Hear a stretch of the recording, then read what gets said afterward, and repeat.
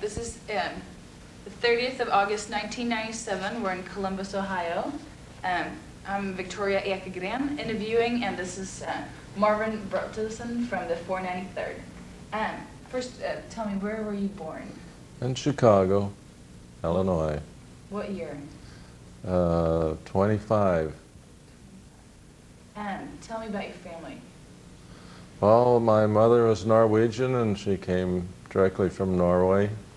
My father's Swedish, and he too came in 1917, around there, at the end of World War I, and they both ended up in Chicago. And they belonged, my father belonged to a Swedish organization, Switched, and we went to many picnics.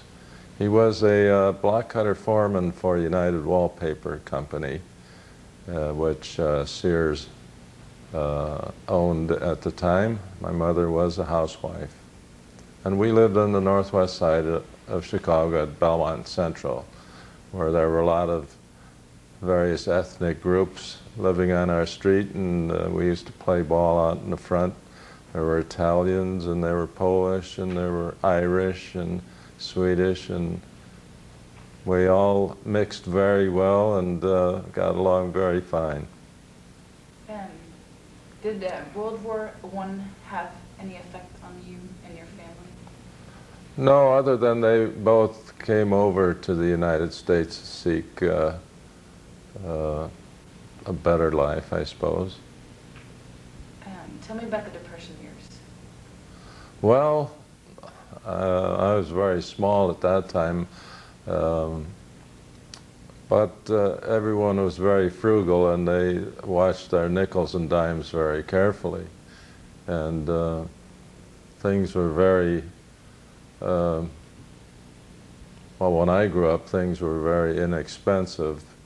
A nickel coffee or a loaf of bread for 9 cents, you know, that dates you quite a bit. What are some things that you learned from your dad? Well, he liked music, and so in that way I followed through with musical training and ended up finally being a music teacher. From his Swedish background, I was very much into our roots in both Norway and Sweden, and we still go back to what they call the old country and visit our friends and relatives back there every few years. And he was very much into lodge work and the organizations of Sweden, and I belong to Sons of Norway at the present, and enjoy that association and fellowship with them. Describe your mother to me. Well, she was very precise in her housework. Everything had to be very immaculate and neat and clean, and a lot to do around the house, and everything was just spotless all the time. And she made a lot of cookies, made a lot of things that we could eat and enjoy, and ethnic foods. And Christmas time was very special, and we had our typical lutefisk dinners, which nobody seems to like here in the United States, although we do have them at our lodge and serve about 1,200 people, so somebody must like it. What are some other lessons that the Depression, just something that you carried with you from the Depression? Well, we had to make sure that we cleaned our plate and at mealtime, and I was very particular about spending my nickel or dime, and I couldn't make a decision over whether I should buy this or that or spend it on candy, and so I was pretty good at saving my money. Tell me about your schooling. Well, after grade school, I was in a midterm. I suffered an illness, and so my parents kept me back for 2 or 3 months, I guess, while I was recuperating. And so I ended up in a half year and graduated in January. And so that threw me off all the way through high school. I went to North Park Academy, which is a high school on the north side of Chicago. And I graduated in summer school then in 1943. I went to the college, and at that time North Park was a junior college. Now it is a four-year college. And that was run by the Swedish Covenant Church. And I graduated, well, the war broke out, so I was, of course, thinking that I'll be entering the service one way or the other, either enlistment or being drafted. So in January I was drafted before I could get one semester of schooling in the junior college. So then I went off to Fort Sheridan, Illinois as a new recruit. How did Pearl Harbor affect your life? Well, it was kind of a shock to us. I think I was going to a movie or something, and someone said Pearl Harbor was bombed. So that started everybody off enlisting in the services, and I was palling around with 5 other young boys my age, and 3 of them enlisted in the Marines, and the other 2 are about to go. So I was ready to go. I thought, well, I better enlist or whatever, but I was drafted in January, and off I went. What did your family think about you joining the war? Well, they were trying, of course, to delay everything if they could, but I think they accepted that. Everybody was going, so. Did you talk to your buddies? What did you guys used to? What did you talk about? About the war? Did you talk, with your friends about it? Well, we corresponded with those who went. They mainly went to the Pacific, and I went the other side of the world over to the ETO. And we corresponded and talked a little bit about it. Not much. Can you tell me about your basic training? Well, there were three or four of us that were from Chicago, and we all went to Fort Bragg, North Carolina. And we boarded a troop train, and I wondered if they knew where North Carolina was located, because we just circled half of the states in the south and the east before we got there. I think it took us 4 days. Of course, all the other trains had a higher priority than a troop train, so that's why we were sitting on a sidetrack for an hour or so. And I think we went through Florida from Chicago, and so I don't know. We ended up in North Carolina, and we went to instrument and survey school there in the artillery. Fort Bragg is noted for their artillery training. And so we had 18 weeks of basic training. Of course, we marched and drilled and marched. We had a sergeant that I think tried to outdo his competition. There was another a corporal, and I don't even remember either names, but he wanted us to outmarch, outshoot, and outperform his comrade, so he could show off his raw recruits and what he did with them. And after a while, well, we did pretty well. We won the parades, and we won inspection and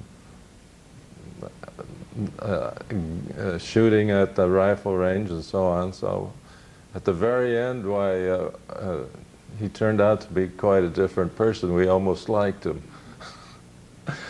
But I remember the first time or two he came in, and we had to inspect the barracks, and we had to inspect the beds, and you had to drop a coin so it'd bounce off the bed, and if you didn't make it, he'd rip it up and he'd make you do it again.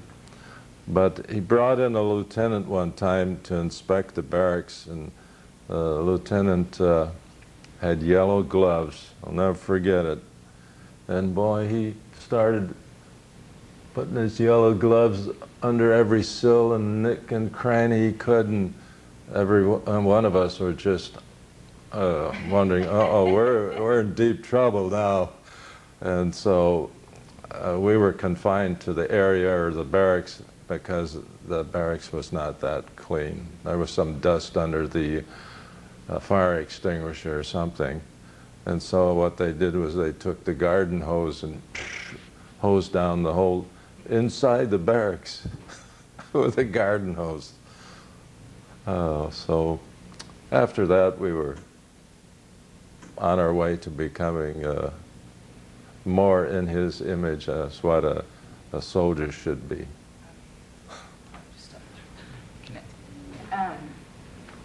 Did you go to Camp Campbell? No, I was a late arrival at the 12th Armored Division. I actually, after basic training, I was assigned to the Rainbow Division, the 42nd, at Camp Gruber. And so I was given a 10-day furlough before I went there. And Camp Gruber's in Oklahoma. And from there we went to Fort Sill the following month. And they told me that they were overstaffed, so that they were going to ship out some 50 people from our little group. So I figured, well, I would be moving out soon, and that was true. I, along with many others, were shipped to Fort Meade, Maryland, and which is a repo depot to fill in assignments of missing ranks along other units. So somehow or other, our Chicagoans all were shipped and sent out in various directions, and I was sent to Camp Barkley in Texas with the 12th Armored Division. And I think I got there around August. What is the first thing you remember about Abilene? Well, from Fort Sill, we had immaculate quarters. We had a 3-story, it seemed like a campus, you know, a college campus, terrazzo floors and lockers, just like a dormitory. And across the street was a lush green golf course. When I arrived at Camp Barkley, we had plywood barracks. I don't know, there might be 16, 20 men, and it was very primitive, and I thought, boy, this is the end of the earth. Fortunately, the men that I served with and became acquainted with were such great people at the facilities. We just overlooked that somewhat. Who's a person that you remember? Who do you think of first? Well, I think of Frank Zeiner, probably. Describe him to me. And I heard so many stories about him. When I first arrived, everybody was filling me in about this and that. And one fellow was saying, well, you don't have to unpack because we're going to be shipping out. Well, I heard that back at the Rainbow Division at Fort Sill. But we did ship out in 1 month, so I wasn't there too long. What I remember of the one story was that at roll call in the morning, it's very dark early in the morning. I don't know what time we really got outside, but it was our barracks was way at the extreme end of where they were taking roll call, and Frank Zeiner would get out and put on his overcoat and nothing much else, I guess, and stand out there in the darkness. And when it got to his turn to his section to ask if everybody was present, he'd say, all present and accounted for, when in reality there was nobody behind him. They were all sleeping inside our barracks.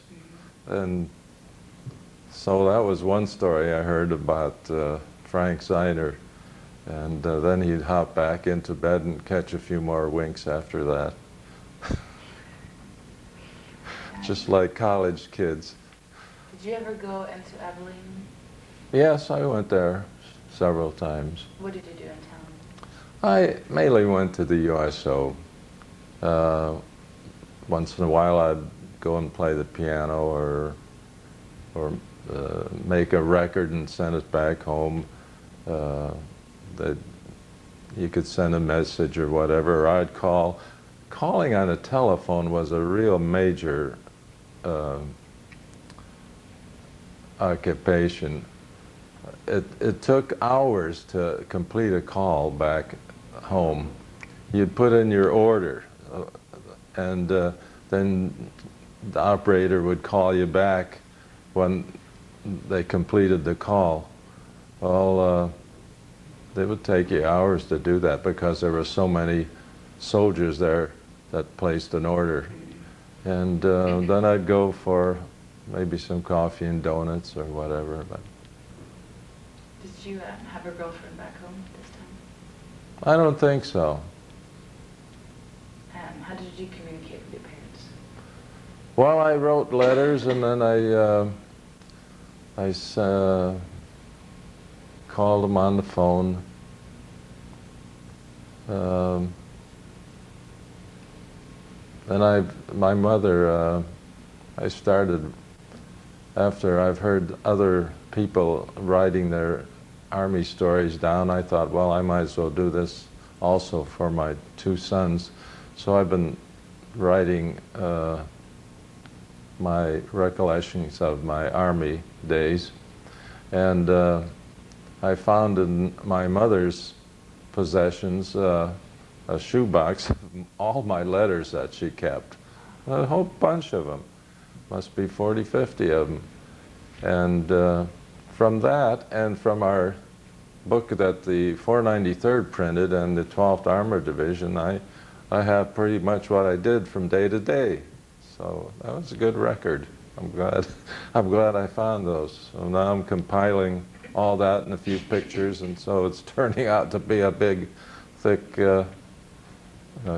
compendium of my experiences.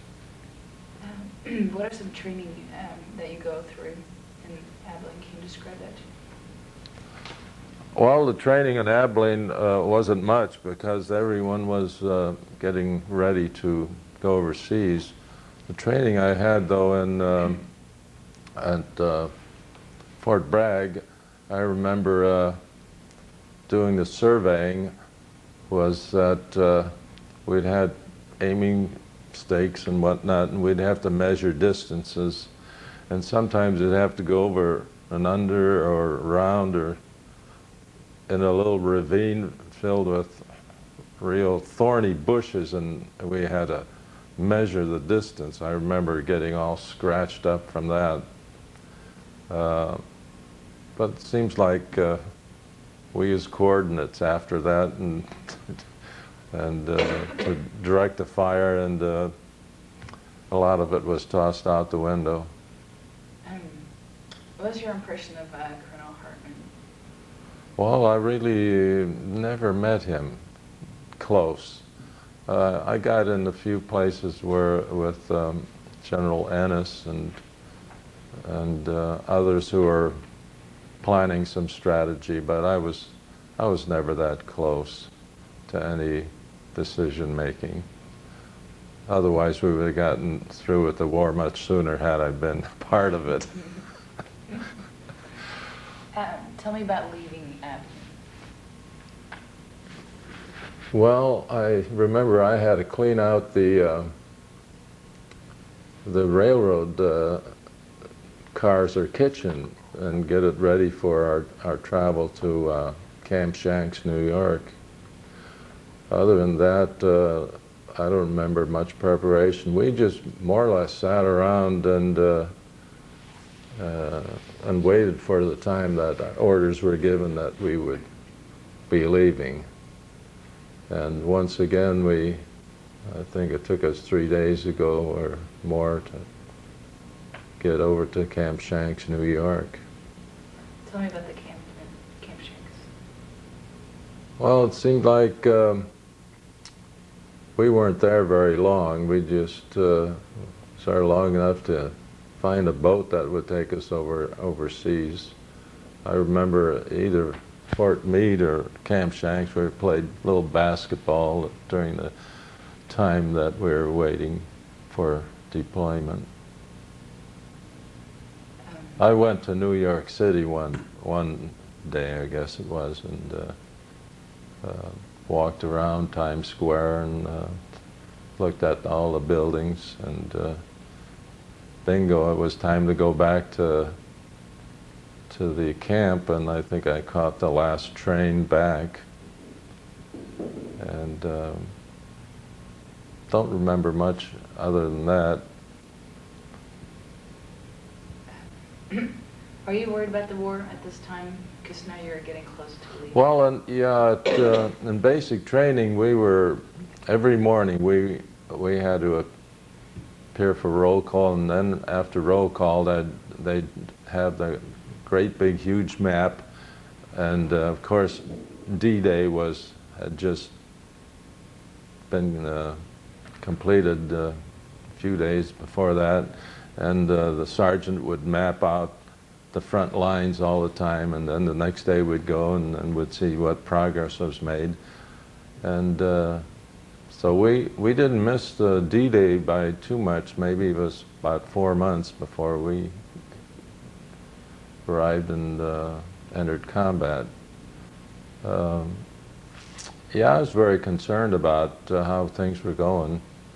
I imagine that D-Day was just something unbelievable.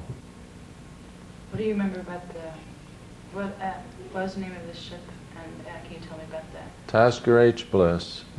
Yeah, I remember that. Sweepers, man your brooms, clean sweep down fore and aft.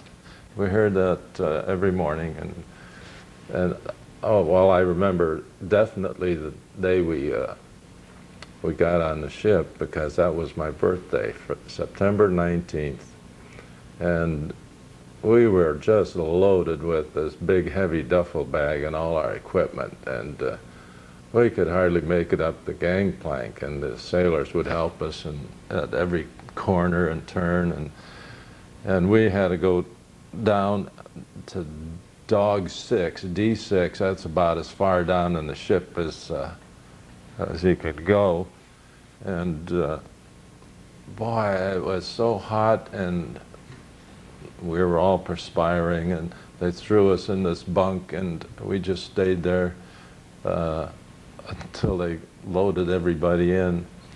And there was only about 6 inches from from the lower bunk to the top bunk. And but after we started sailing, that was early next morning. I wanted to get up early and see the Statue of Liberty, so I did that, and there weren't too many up there with me, but I waved goodbye to the grand old lady, and I was hoping I'd see her again. What do you remember? What's your first encounter with England? England, I believe we landed in Avonmouth, although they wanted, in the history books they say Liverpool, which I guess it's right next to it. When we docked, these shoremen were securing the ship, and someone threw an orange to them. And you should have seen them scamper for that orange. They probably hadn't seen an orange for months. And so a few more oranges came out, and we'd watch these shoremen run helter-skelter all over for those oranges. I guess that was a treat for them. And then we seemed like we hopped a train one time or other, I don't know, but we ended up with in Tidworth and the Windmill Hill of tents, and that was a little primitive. We were freezing to death because it was that cold, foggy air, and so we bought a blanket from the British, and everyone was given a second blanket so we didn't freeze to death. And there was like living out in the farm. You had your outhouse up the hill a ways, and a little primitive. How long were you guys in England? Not quite sure, maybe 3 weeks. We were stationed near Air Force, where the C-47s would travel and run supplies over to France. And they were so slow going, I thought, boy, they must be being shot down by the hundreds by the German anti-aircraft guns. What do you remember about crossing that channel? Well, it was a little choppy, it seems like.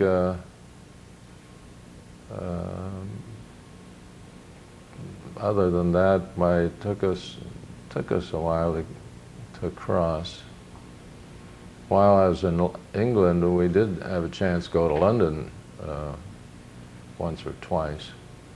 That was kind of interesting. What did you do in London? Well, I tried to see all the historical things that I've read about and saw in the movies and whatnot. So I went around and saw Big Ben and the Parliament building, and I went to St. Paul's Cathedral. I was amazed at that whispering gallery.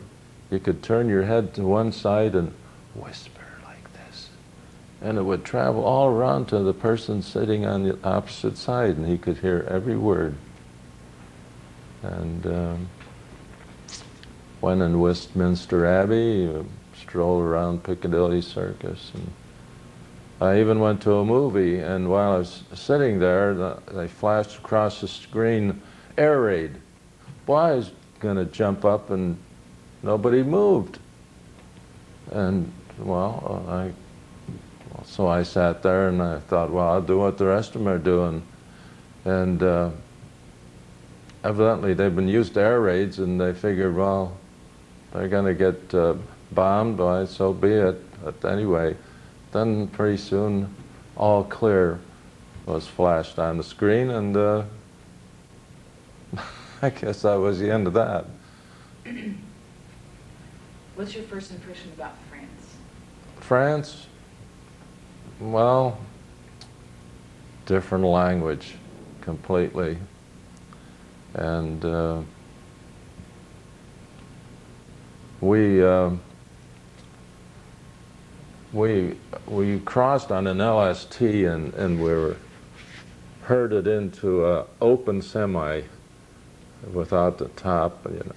And these GIs, boy, they took off helter-skelter, and this was the Red Ball Highway we heard about, and they just raced down these roads and delivered us at Ophé. But I thought that was quite a ride.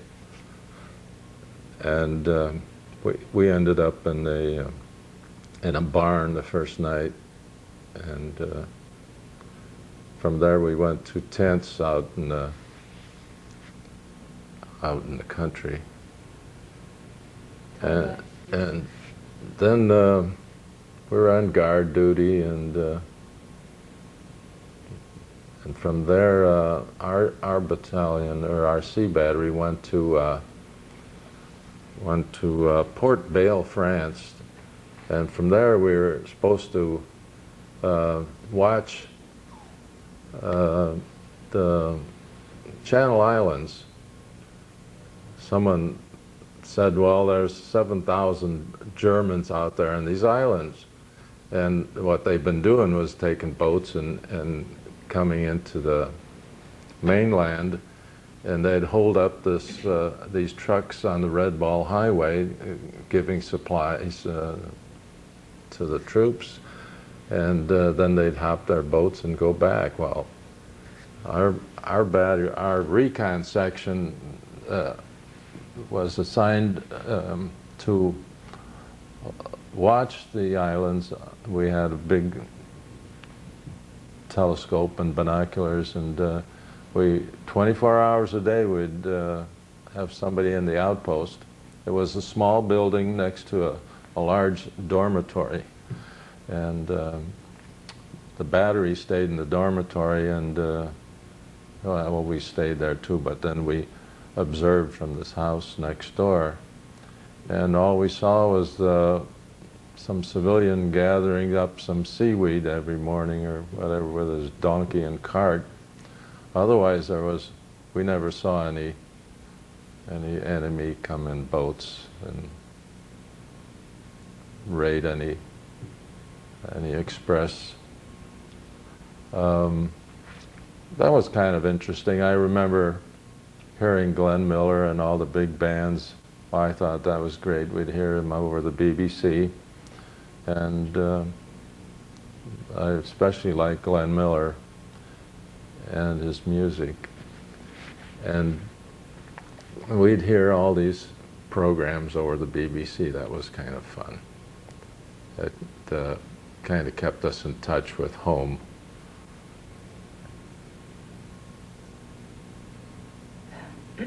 What was your first experience with a real battle?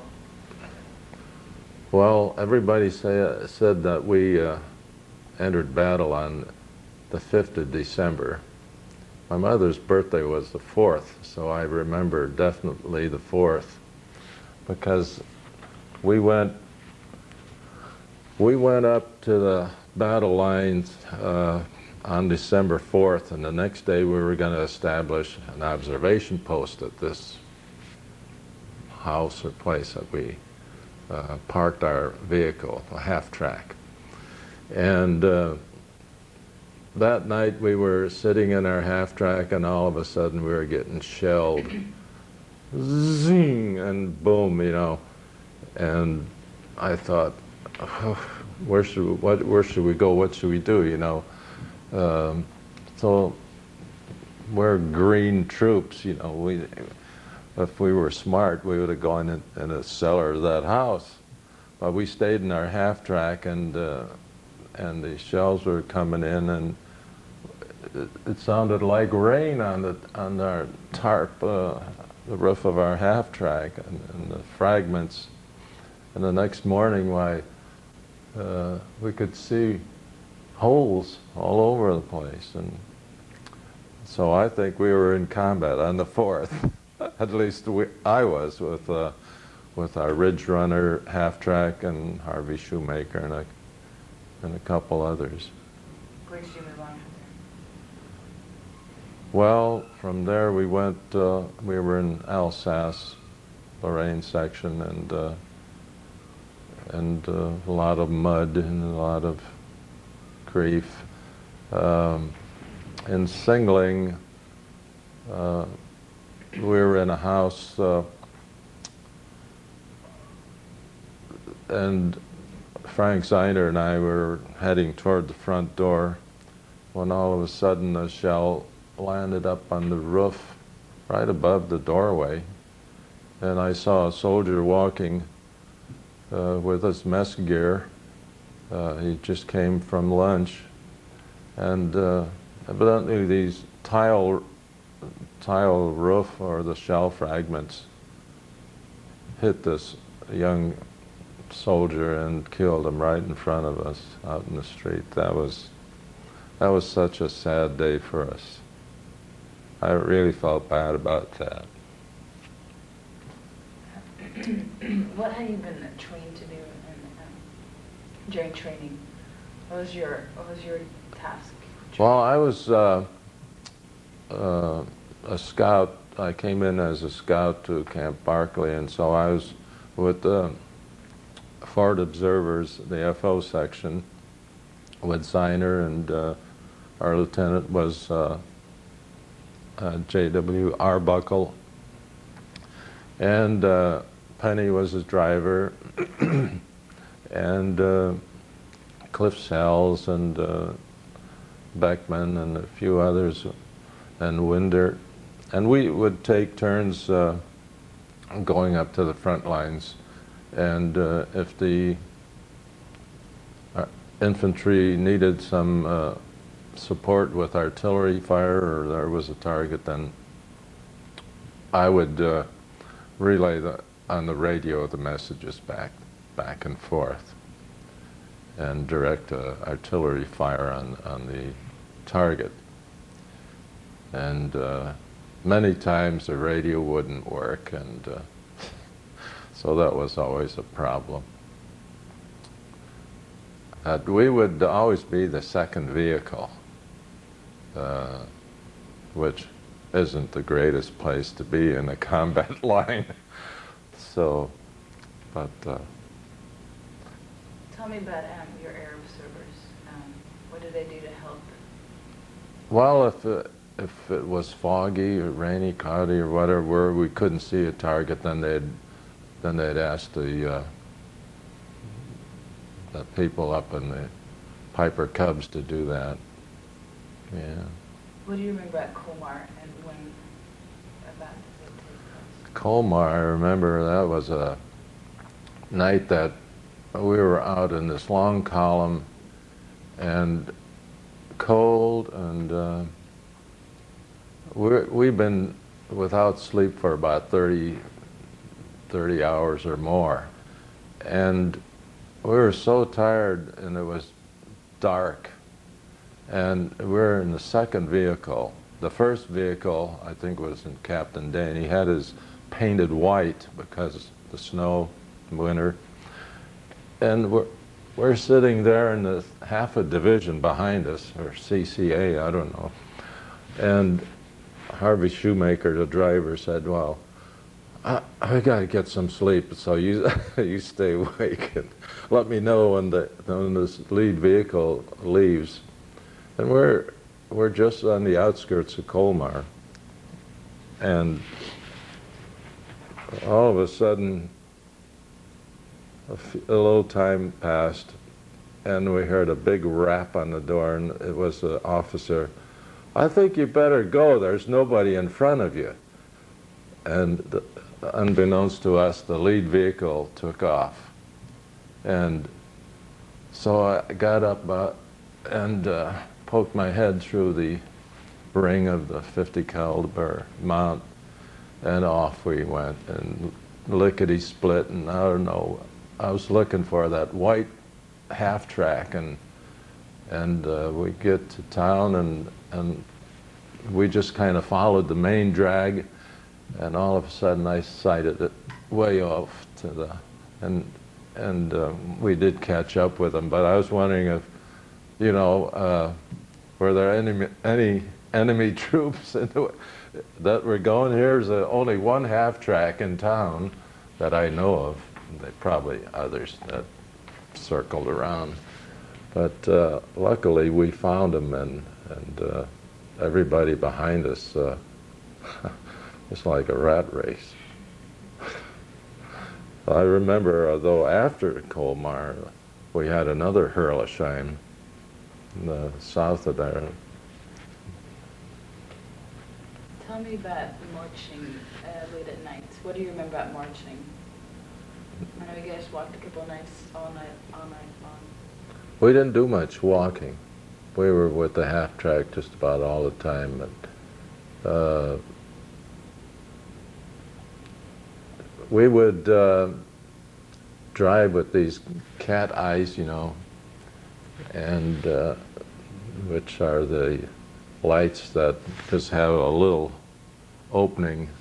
Otherwise, it's all blacked out. And you try to follow the brake lights of the vehicle in front of you. And so sometimes they'd go, you know, and well, you cautiously follow them, and pretty soon you're quite a distance behind. And so then you speed up, and the cars behind, of course, have to do the same, and pretty soon they're going like 40, 50 miles an hour to catch up, and then all of a sudden they're stopped right in front of you. So it's a wonder we didn't have a few accidents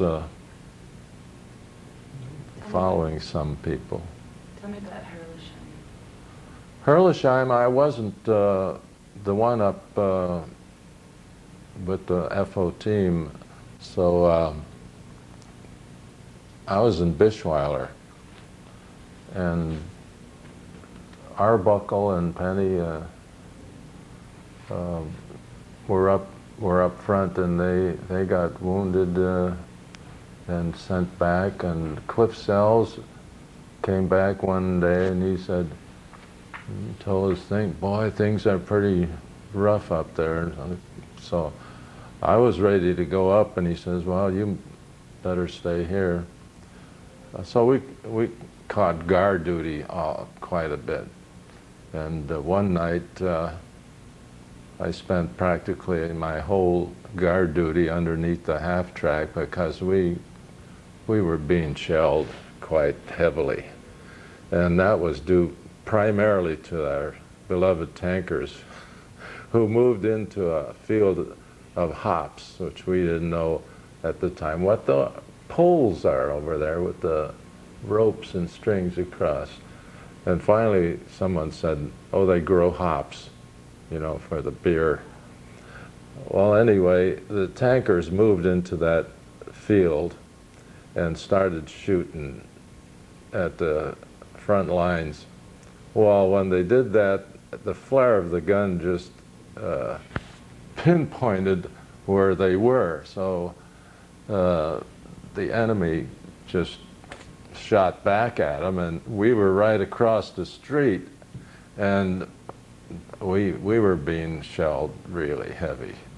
And I was underneath that half track for 2 hours. And Elmer Gelberg, he was telling our Lieutenant Arbuckle that he spent guard duty underneath a half track, and Arbuckle said, well, which one was that? Oh, it's this one over here. And Arbuckle said, well, you know, that's the ammunition half track.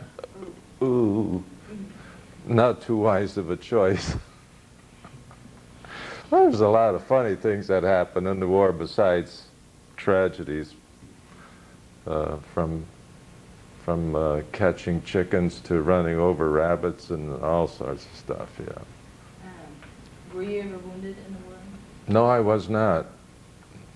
I was very fortunate. What do you remember about the German people in comparison to the French? Well, I don't know. The French kind of bawled us out for bombing their villages, you know, just because 6,000 Germans were there or something, you know, and they couldn't see any reason for that. I don't know, the German civilians, especially after the war, seemed very cordial. They even invited us over for dinner, Al Winder and I, and that was on a New Year's Eve. And I don't know, they just, it's hard to compare them. When we were in Alsace, you know, we were wondering what flag these people flew when the Germans were there, and then when we came they got another one out and flew it.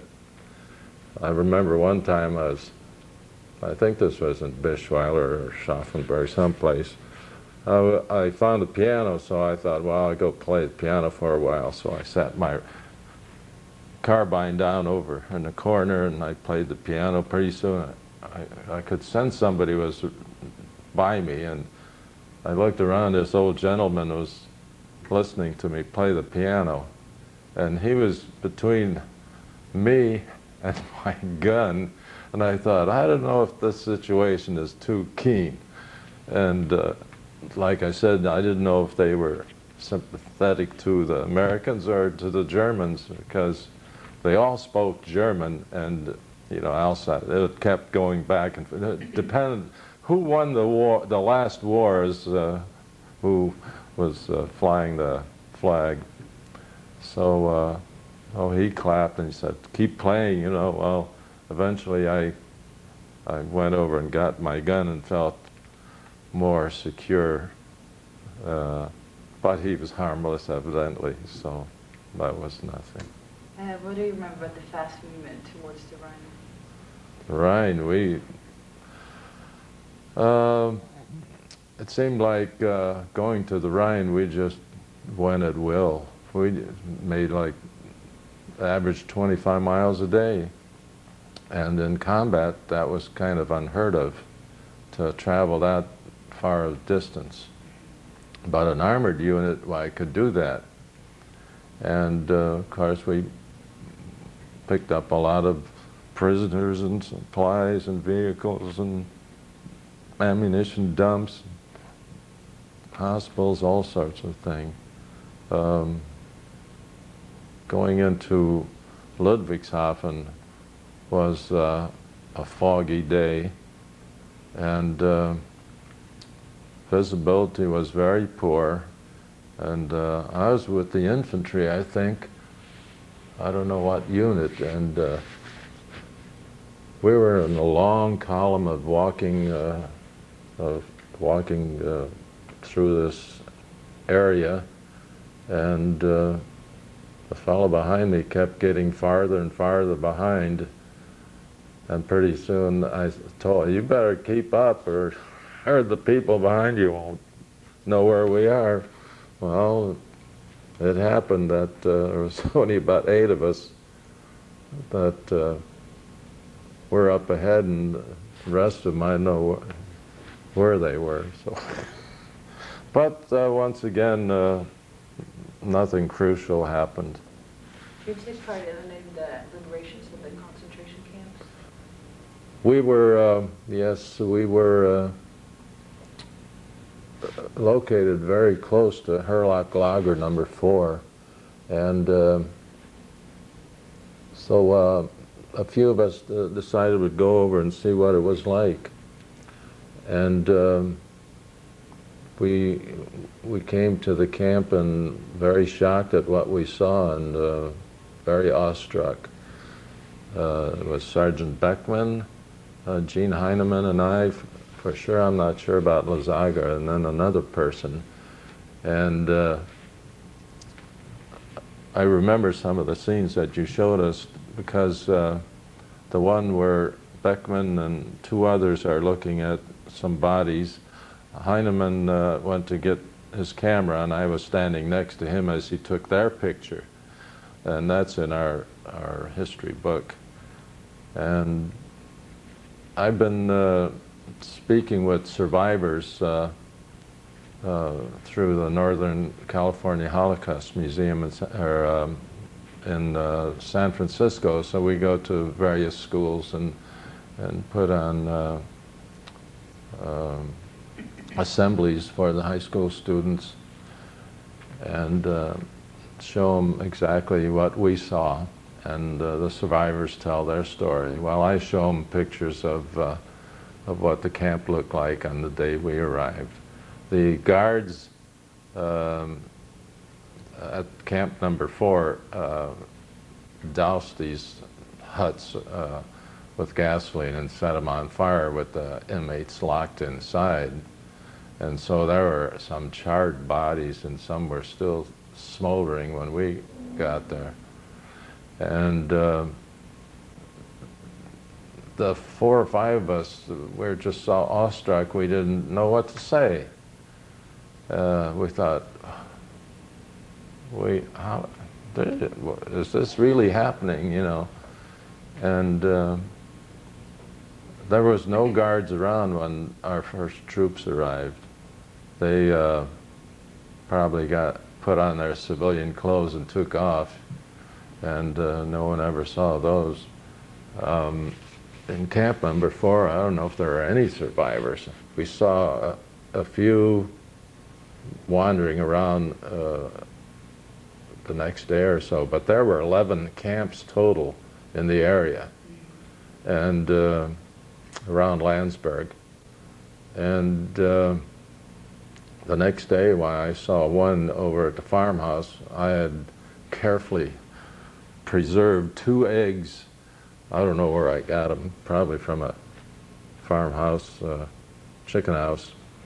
And I thought, boy, we can have these 2 eggs. So Al Winder and I went in this farmhouse, and I told the farm wife that I'd like cook these eggs for us, and so she did. And inside the kitchen was seated in the corner a fellow with the striped uniform of the concentration camps, and if I'd spoken fluent German, I could have asked him who he was, what he was doing, and a little bit more about him. But the smell of the farm wasn't that great, so we were in a hurry to get out of there. Went out for fresh air and had our cooked egg, which was quite a treat after eating Spam and K rations for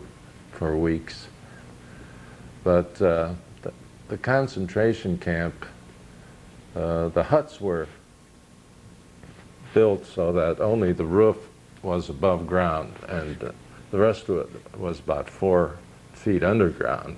And so in the wintertime, that must have been, and the rainy season must have been just terrible, damp and cold, and they had one stove in the middle, and they slept on an elevated platform, and I think they had like 1 blanket for every 2 people. So conditions were very, very poor. We noticed the emaciated bodies, so figured that they were being starved to death. And I guess all they had been given was like some potato soup. And I'm sure the cooks ate most of the potatoes, so it was probably all water before the inmates got anything substantial. And so at these high school assemblies, we go through all the details of their daily life and what they look like. Most of the victims weighed about 75 pounds at the most. Their joints, their knee joints and elbow joints seemed so much larger than the rest of the body, you know. And their fingers were just like claws, and their eyes were in sockets, so that they looked like just living death. The ribs, you could see how skinny they were.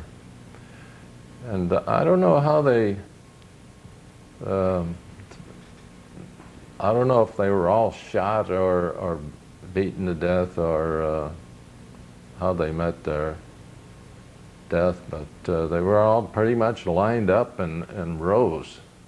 Even along the railroad track, we went over there, and I thought, well, maybe they were trying to ship these people out on the trains, so Americans, when they arrived, they wouldn't see this awful scene.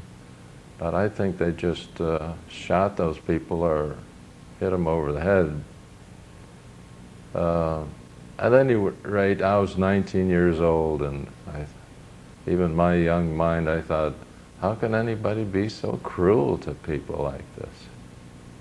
It was kind of a ghastly sight, and a day which you know I'll never forget. April 27th, 1945,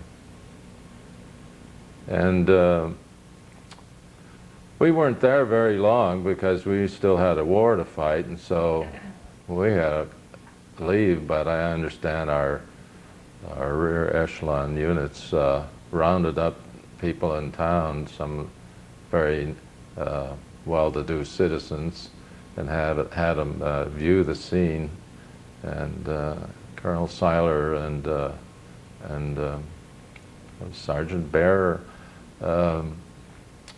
he spoke to them in German and told them exactly how we felt, and that they, even though they didn't claim to know much about what was going on in there, you voted for their government and blah, blah, blah, blah. So actually you are responsible to a certain degree as to what happened here. And so then they dug mass graves, and at least some of them saw what was going on inside these gates. Most of these camps were very primitive, nothing like Dachau. Dachau was a big, solid security prison with huge walls and electric fences. This was just a few. The guard towers were just perched on some posts, just about 10, 12 feet high, and with barbed wire around it. And most of them were huts with, it looked like sod roof on the top, and buried in the ground. And we only saw number 4. The 103rd Division might have been there the same day we were, and saw maybe number 1 or whatever. I've been back to Landsberg, let's see, that 1995, and the only thing remaining now are the cement kind of Quonset huts of number 7. And I've been in contact with Bernie Marks, and he was a survivor of number 1. He lives in Sacramento, and he's writing a book about his experience as a survivor. His father was a tailor, so he was given a little bit extra privileges, and Bernie was 14 years old at the time, and he survived. And he's in one of those pictures that was taken inside the barracks. He's sleeping on the shelf. So he has a lot of photos of the concentration camps, and he was one day he was over in the women's camp, which forgot number 3 or one of those, and they were looking for him one day. Well, he finally got back to where he belonged. But we exchanged a lot of stories. So Landsberg was something that the 12th really remembers. Herlesheim and Landsberg. Wow. How did you know that the war was coming to an end? Well, I figured in April that the war was coming to an end very shortly because, well, we captured the Dillingen Bridge going over the Danube, and I think that's the most underrated achievement that the 7th Army can be proud of. I think that shortened the war quite a bit, whether people agree with that or not. I know one survivor in Dachau stated that. He said if the Americans hadn't come so quickly, there would not have been a Dachau because Himmler ordered Dachau to be demolished. But the captain, I think it was Commander Weiss, delayed the order for some reason, and he shipped out about 7,000 inmates one day on a forced march towards the Alps. And this survivor was stating that, you know, they were going to just tear down the place and get rid of all the prisoners one way or the other. And because Americans came so fast that, you know, they didn't have time to do that. And I think this Dillingen Bridge had, where we captured it intact, allowed all these other divisions, I mean, there was thousands and thousands of Allied troops that went through Bavaria, and the strong point of the last resistance that the German army could give, and they were just falling apart all over the place. And didn't take long before we were practically into the eagle's nest. And we're in Nuremberg and Munich and all over southern Germany just in a matter of days. What do you remember of the day when the war ended? Well, I don't know. It seemed like there wasn't much resistance, and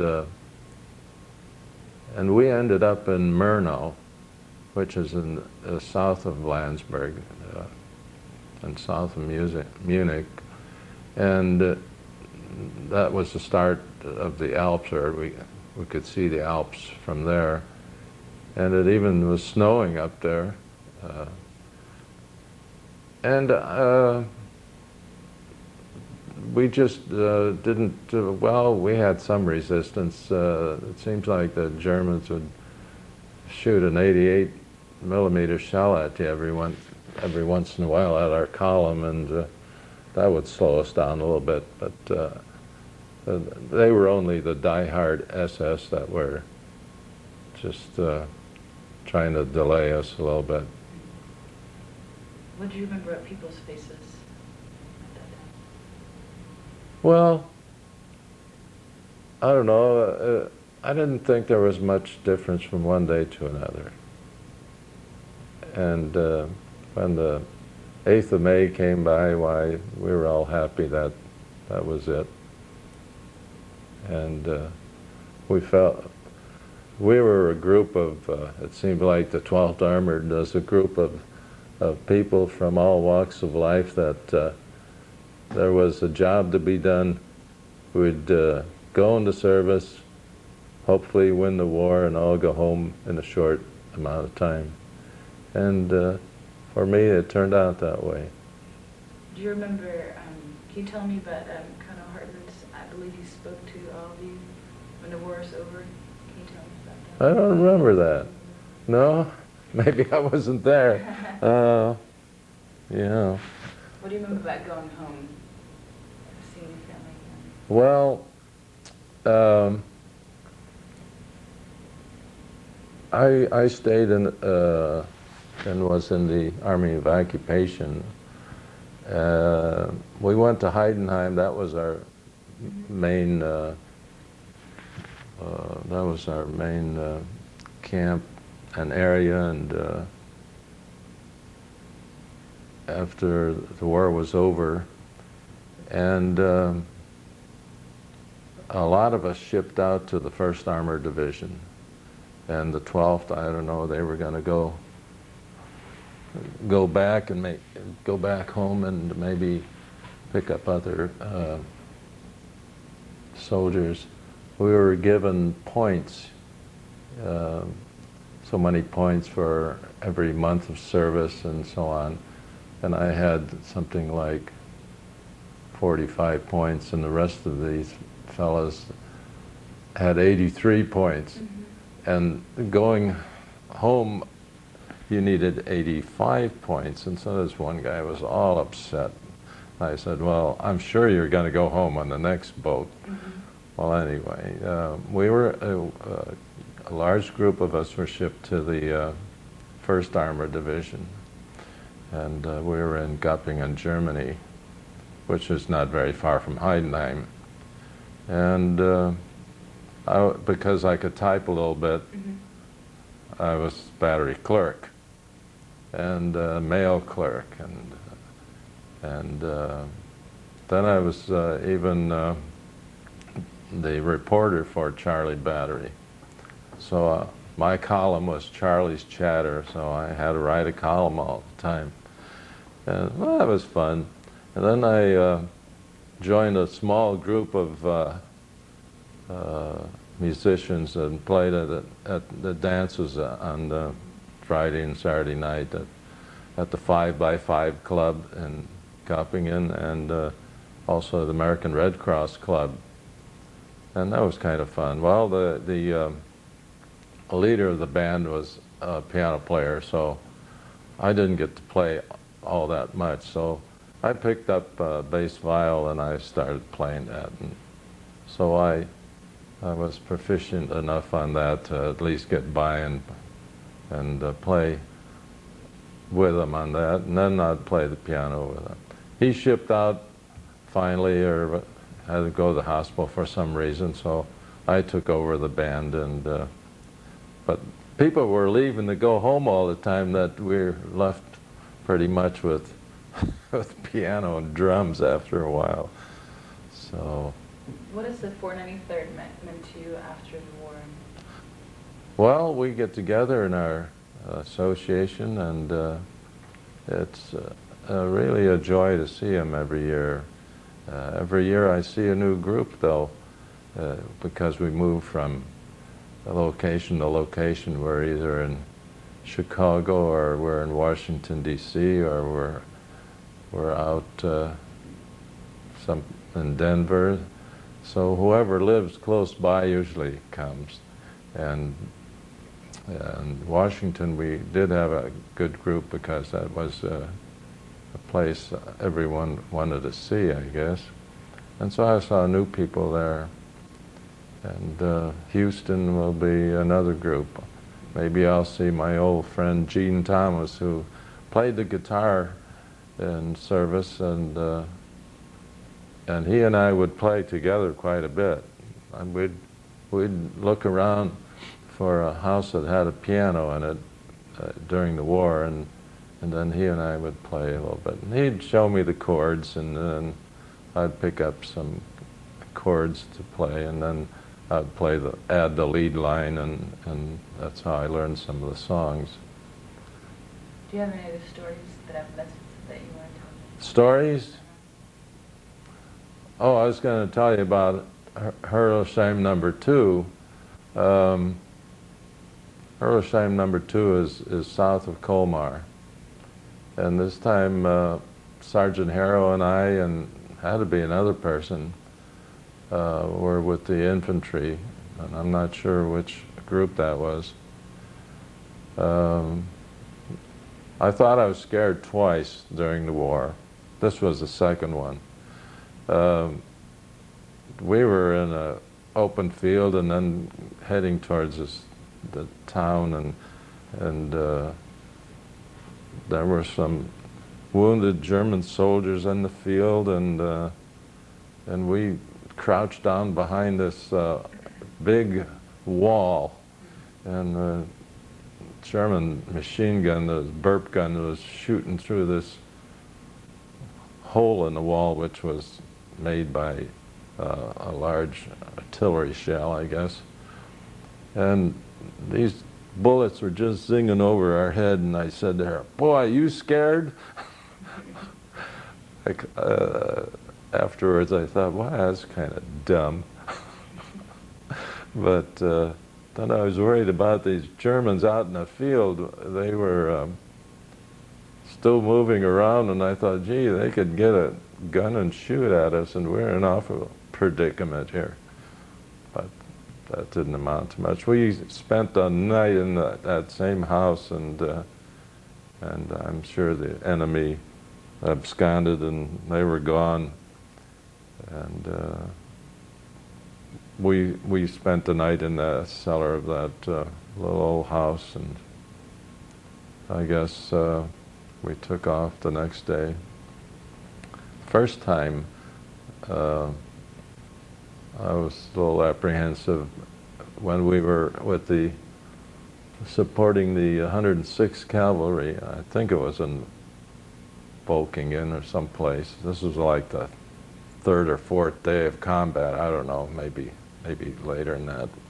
Well, anyway, we were in this house, and it was very dark, kind of a moonlit night, but still dark. And we didn't know where the front elements were. They were up there, and all of a sudden we heard small arms firing, bang, bang, bang. And we were wondering, what's going on? We couldn't see. We would look out in the street and nothing out there. It's dark. Pretty soon we could hear clump, clump, clump, clump, sound like marching feet.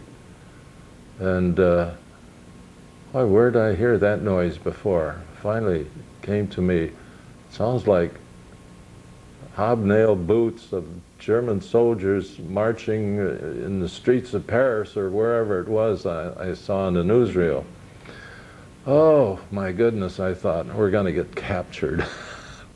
And it kept getting closer and closer, and we looked out the window to see what's going on.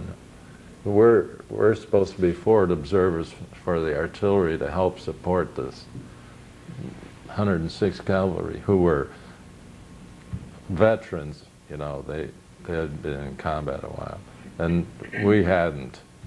And so pretty soon it got closer and closer, and I saw all these soldiers coming down, and I thought, oh boy, we're in for it now, because they were just right out in front. Then I saw an American soldier with a rifle escorting them down. They were all enemy prisoners of war. So it's a good thing they didn't have to rely on us for anything until we got more seasoned.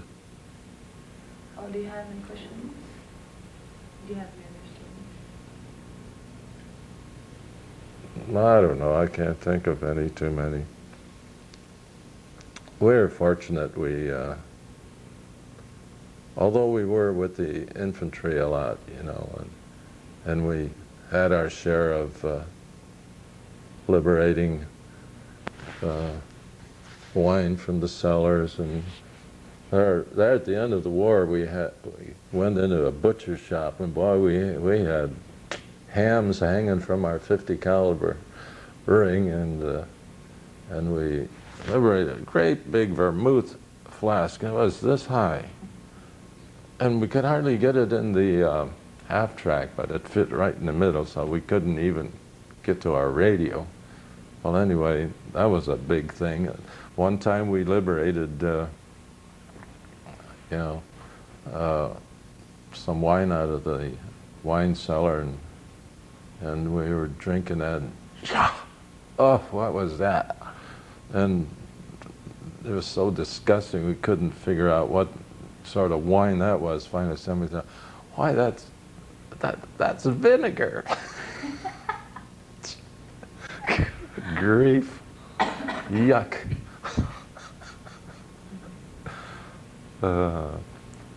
So when we come back to the battery, they were way in the back, of the front lines. We'd get some good meals. Otherwise, we'd have to fend for ourselves and eat out of a can or whatever, or find a hen house that had an egg someplace. Well, thank you so much. You're welcome. I'm so glad I dragged you in here. We Yeah. have some